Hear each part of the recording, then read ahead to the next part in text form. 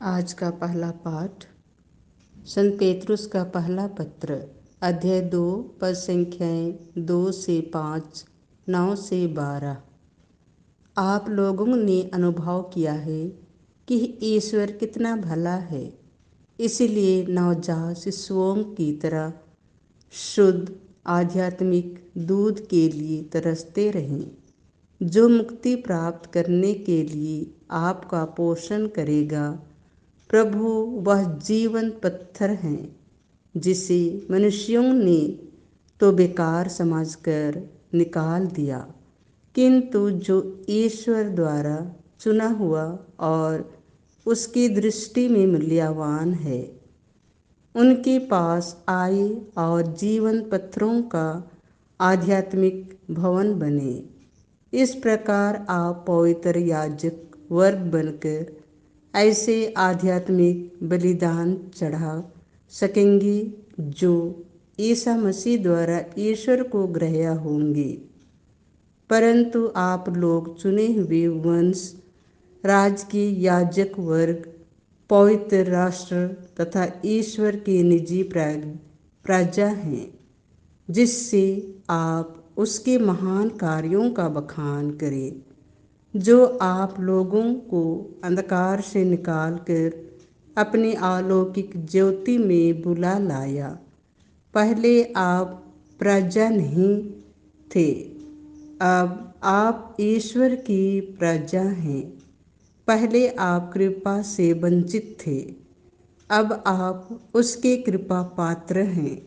प्यारे भाइयों, आप परदेशी और प्रवासी हैं, इसीलिए मैं आपसे अनुरोध करता हूँ कि आप शारीरिक वासनाओं का दमन करें, जो आत्मा के विरोध संघर्ष करती हैं। गैर मसीहियों के बीच आप लोगों का आचरण निर्दोष हो।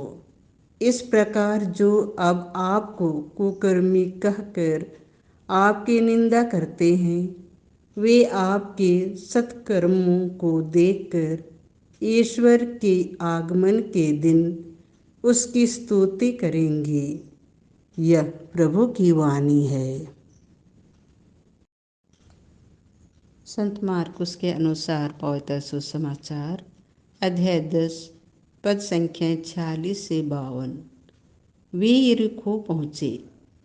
जब ईसा अपने शिष्यों तथा एक विशाल जन समूह के साथ यरीहो से निकल रहे थे, तो तिमेउस का बेटा बरतेमुस, एक अंधा भिखारी, सड़क के किनारे बैठा हुआ था। जब उसे पता चला कि यह ईसा नाजरी है, तो वह पुकार पुकार कर कहने लगा, ईसा दाऊद के पुत्र, मुझ पर दया कीजिए। बहुत से लोग उसे चुप करने के लिए डांटते थे, किंतु वह और भी जोर से पुकारता रहा, दाऊद के पुत्र, मुझ पर दया कीजिए।